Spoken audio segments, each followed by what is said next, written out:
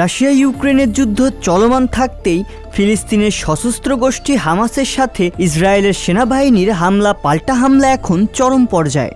বিশ্ব রাজনীতির এমন সংকটময় ও বিপর্যস্ত সময়ে নতুন দুশ্চিন্তার আভাস পাওয়া গেল। নজরদারি বাড়াতে কৃত্রিম উপগ্রহ সফলভাবে উৎক্ষেপণের জেরে দক্ষিণ কোরিয়ার সাথে উত্তর কোরিয়ার সম্পর্কে আবারও ভাঙন ধরেছে। উত্তর কোরিয়ার শীর্ষ নেতা কিম জং উন দুই দেশের সীমান্তে আরও বেশি সেনা ও সামরিক সরঞ্জাম মোতায়েনের নির্দেশ দিয়েছেন। 2018 সালে দক্ষিণ কোরিয়ার সাবেক রাষ্ট্রপতি মুন জায়ে ইন এবং উত্তর কোরিয়ার নেতা কিম জং উন ঐতিহাসিক এক বৈঠকে বসেন। ওই বৈঠকে কোরীয় উপদ্বীপে সামরিক উত্তেজনা কমিয়ে আনতে এবং দুই দেশের মধ্যে আস্থা ফেরাতে একমত হন দুই নেতা। কম্প্রিহেন্সিভ মিলিটারি এগ্রিমেন্ট নামে একটি সামরিক চুক্তিতেও সই করেন তারা।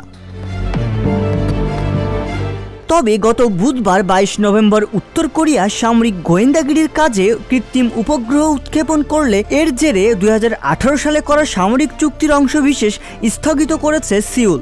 অবশ্য এই চুক্তিতে উত্তর কোরিয়ার বেশ সুবিধাই হয়েছে। পিয়ংইয়ং প্রতিরক্ষা মন্ত্রণালয়ের বরাতে জানিয়েছে, দক্ষিণ কোরিয়ার সঙ্গে সামরিক চুক্তির শর্ত মানতে উত্তর কোরিয়া আর বাধ্য থাকবে না।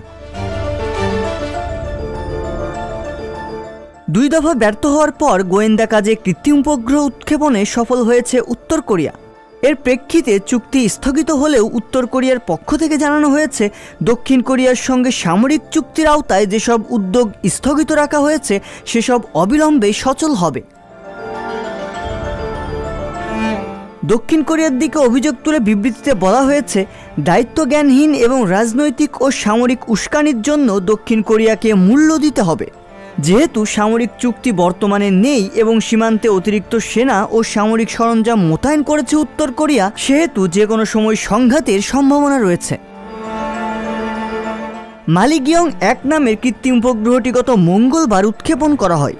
কিম জং উন নিজে উৎক্ষেপণের সময় এই কার্যক্রম পর্যবেক্ষণ করেছেন। দক্ষিণ কোরিয়া দাবি করছে, উত্তর কোরিয়ার কৃত্রিম উপগ্রহ উৎক্ষেপণে রাশিয়ার থেকে সহায়তা পেয়েছে পিয়ংইয়ং।